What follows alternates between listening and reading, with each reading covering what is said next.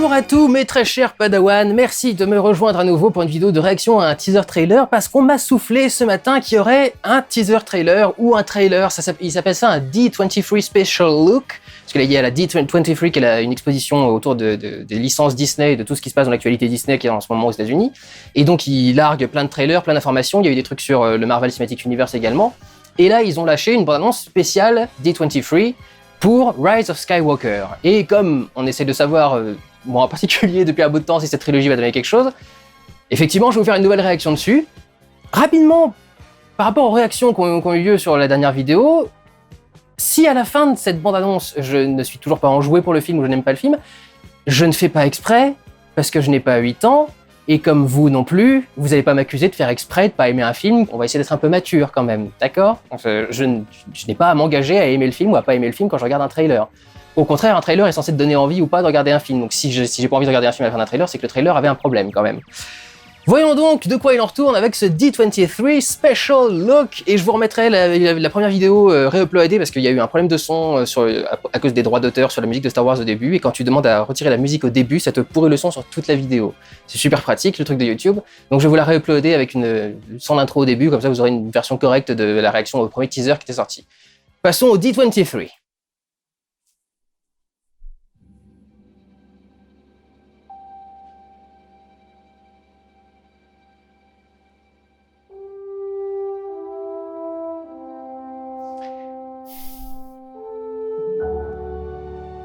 Bon, c'est le D23, ils font peut-être un truc pour évoquer Star Wars en plus.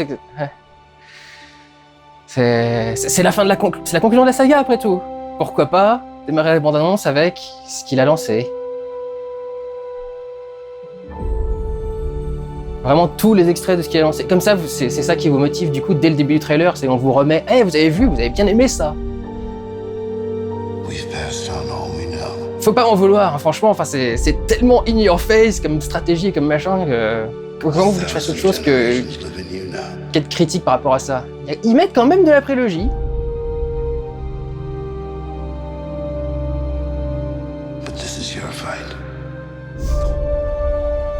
On sait toujours pas ce que tu fais là, toi-même tu sais pas ce que tu fais là.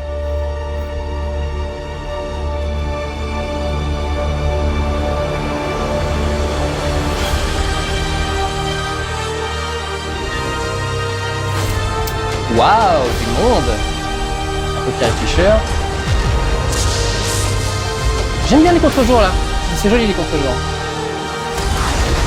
Pourquoi les yeux rouges comme ça, c'est frappé haut? T'as encore des arbres, encore de la neige.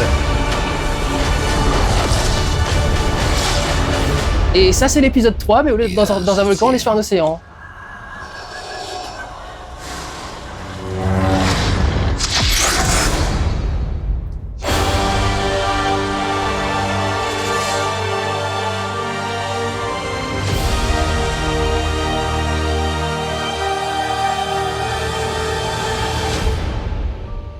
Alors j'ai pas entendu vite fait ce qu'on a dit juste avant de voir la Rey du côté obscur.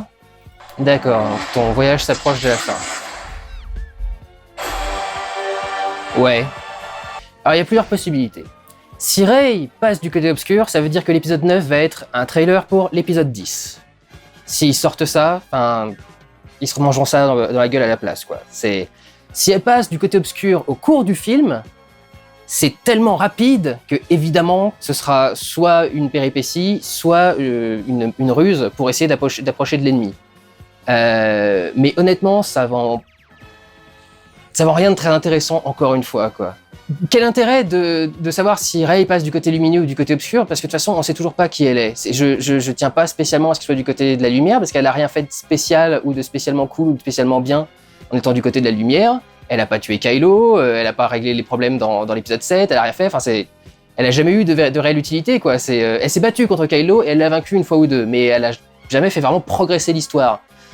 Donc du coup, il n'y a pas d'engagement émotionnel sur le fait qu'elle puisse aller vers le côté obscur ou pas, et je vous dis, à mon avis, c'est une connerie, quoi. C'est juste pour te donner envie en voyant le trailer, mais quand on va voir le film, ce sera pas le cas, parce que je vous dis, ils auront pas le temps de le traiter correctement comme histoire. À moins qu'ils fassent ce que j'ai dit depuis le début. Et d'ailleurs, c'est marrant, dans Pourquoi j'arrive à tort, c'est un des passages qui est le plus cliqué. Vous savez le passage où je fais que Kylo va revenir vers la lumière. et où j'ai mon doigt qui s'envole et que je le rattrape et je fais ah il s'est échappé. C'est le passage le plus vu de ma vie. Pourquoi j'ai raison d'être quand je parle de ce truc-là. Donc voilà, si ils font une inversion complète au dernier moment avec Kylo qui passe du côté obscur et Rey, Kylo qui passe du côté lumière et Rey qui passe du côté obscur. Éventuellement, ça achève un parcours qu'on nous a plus ou moins vendu depuis le début, c'est-à-dire Kylo effectivement qui a un doute par rapport au côté obscur depuis le début et elle qui sait pas ce qu'elle veut faire. Mais comme ça a été très mal travaillé, et dans l'épisode 2 en particulier, enfin dans l'épisode 2, l'épisode 8, il y a pas d'engagement, il y a pas de machin, il y a pas de force au truc quoi, mais ça pourrait effectivement partir de l'épisode 7 du coup, si on joue sur un truc comme ça. Je suis pas sûr que ce serait très intéressant de le faire de cette façon-là. Mais enfin, on sait pas ce qu'ils vont faire au final, ça n'est qu'un trailer, ça n'est qu'une bande-annonce. On verra bien ce qu'est l'histoire finale, qu'est-ce qu'ils vont nous vendre pour le truc, mais de ce que je vois pour l'instant comme scénario possible, aucun des deux me donne vraiment envie de voir le film, et aucun des deux me semble légitimer le parcours entier de la saga, quoi. Parce que si on nous dit qu'elle passe dans le côté obscur après ce qu'elle a fait dans l'épisode 2, et dans l'épisode 8 et dans l'épisode 7, où elle est à chaque fois restée du côté de la lumière parce que, et alors qu'elle savait même pas pourquoi, qu'elle a même pas été entraînée du côté de la lumière, qu'elle était même pas machin, et elle est restée comme du côté de la lumière jusque là, mais au dernier film elle a passé au côté obscur, je fais bah non. Encore une fois, c'est pour ça que cette saga est pas pensée.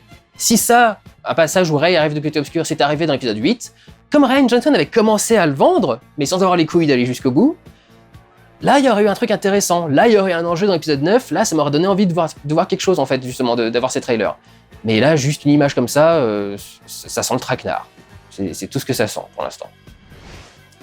Donc voilà.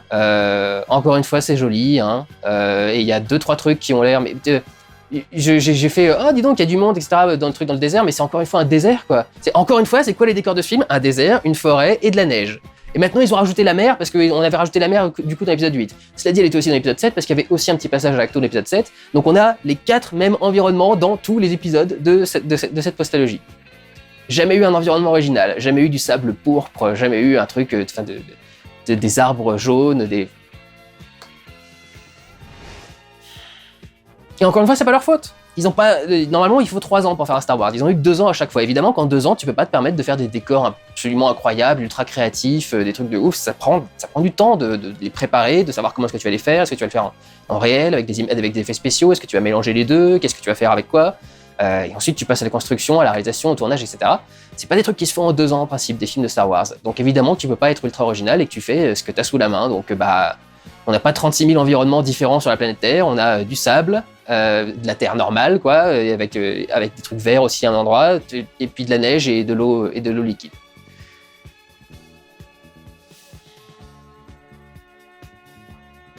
Comme vous voulez, si vous l'attendez, attendez-le. Voilà, en ce qui me concerne, pas encore. On verra pour le trailer définitif, c'est encore un special look, on verra pour le trailer définitif s'il y a quelque chose dans l'histoire qui semble intéressant, mais pour l'instant j'y crois pas trop. On se la repasse un deuxième petit coup au cas où.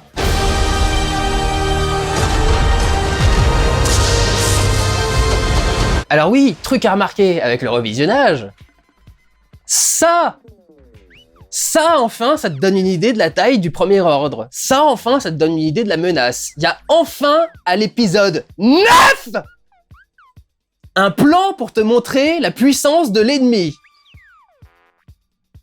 L'épisode 9, le dernier. Il a fallu qu'ils attendent le dernier épisode pour se dire « Tiens, faudrait qu'on se dise, faudrait qu'on montre si les méchants sont puissants ou pas, dis donc. » Eh, bravo JJ. Deuxième essai, t'as finalement réussi à trouver une bonne idée.